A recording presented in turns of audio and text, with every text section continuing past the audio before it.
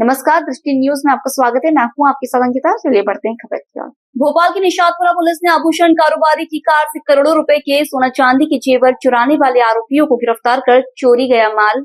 DCP मयूर खंडेलवाल ने बताया कि फरियादी ज्वेलरी की सेल करने के लिए बिना गया था और वहां से लौटते वक्त उसने शराब का सेवन कर लिया। शराब पीने के बाद कारोबारी नशे की हालत में कार में सो गया और मौका देखकर चोरों ने कार में रखे बैग पर हाथ साफ कर दिया। पुलिस ने सीसीटीवी फुटेज और मुखबिर तंत्र की मदद से चोरी गया 3 किलो 330 ग्राम सोना, 800 ग्राम चांदी के साथ 4,50,000 रुपए नकदी सहित कुल 3,45,70,000 रुपए का मशरूका जब्त करने में सफलता हासिल कर ली है। ये 7 तारीख को घटना हुई थी। ये पुलिस हाउसिंग सोसाइटी है, वहाँ पर इस तरह की कोलार में घटना सामने आई थी, जहाँ पर कुछ बच्चों ने देखा कि वहाँ पर किसी एक बोरी थी और बोरी में जब उन्होंने लात मारी होगी खेलते खेलते, तो वहाँ पे जो पैर का एक टुकड़ा था, वो पैर का टुकड़ा वहाँ पे जो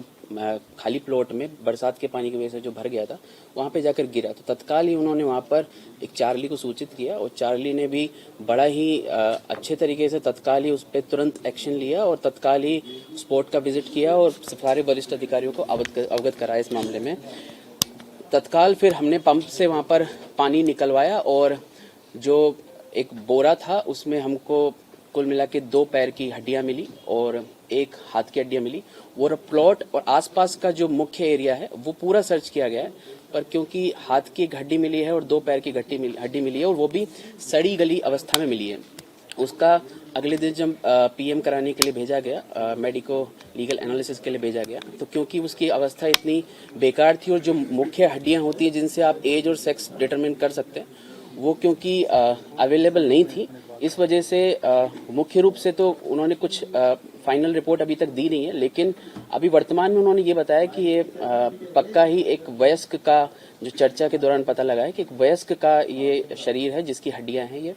और जो सेक्स डिटर्मिनेशन के लिए हमने डीएनए रिपोर्ट के लिए भेजा, उसके बाद सेक्स डिटरमाइन हो पाएगा इसमें। सर, एक पर्स मिला था उसमें? नहीं, पर्स नहीं मिला था, एक थैली टाइप मिला था, उसको भी वेरीफाई कर लिया गया, उसमें इस तरह के कोई तथ्य सामने। ये 1 महीने, कम से कम 1 महीने पुरानी बॉडी है, तो इस वजह से क्योंकि इतनी सड़ी गली अवस्था में तो चीजें डिटरमाइन करने में बड़ी इश्यू आ रहे हैं। सीसीटीवी लगभग 30 से ज्यादा खंगाले जा चुके हैं और प्रॉपर एक टीम बनी हुई है, लगभग 5-6 लोगों की टीम बनी हुई है, वो लगातार सीसीटीवी खंगाल रहे हैं, क्योंकि 2 महीने का समय, 1.5-2 महीने का समय मान सकते हैं प्रारंभिक तौर पर, क्योंकि फाइनल रिपोर्ट अभी तक नहीं हमारे पास, तो 1.5-2 महीने के हिसाब से हम उस पर कार्रवाई कर रहे हैं। उसके अलावा एक डीप टेक्स का कपड़ा वहां पर मिला है, जो दुपट्टा है जिसकी चर्चा हो रही है, वो दुपट्टे का इस्तेमाल जो हड्डियां हैं उनको बांधने के लिए किया गया, इसलिए ये भी नहीं कहा जा सकता है कि महिला का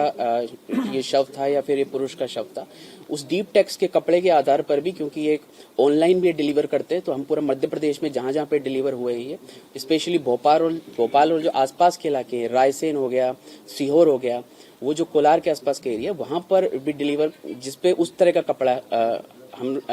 कहीं से डिलीवर ऑनलाइन हुआ या फिर यहाँ के जो रिटेलर्स हैं या होलसेल में जो लोग माल खरीदते हैं, तो हो सकता है कि ऑफलाइन खरीदा, तो एक इस एंगल से भी हम जांच करने का प्रयास कर रहे हैं। साथ में क्योंकि पूरा शरीर रिकवर नहीं किया गया है और बहुत ही इंपॉर्टेंट है कि पूरी बॉडी आइडेंटिफाई हो,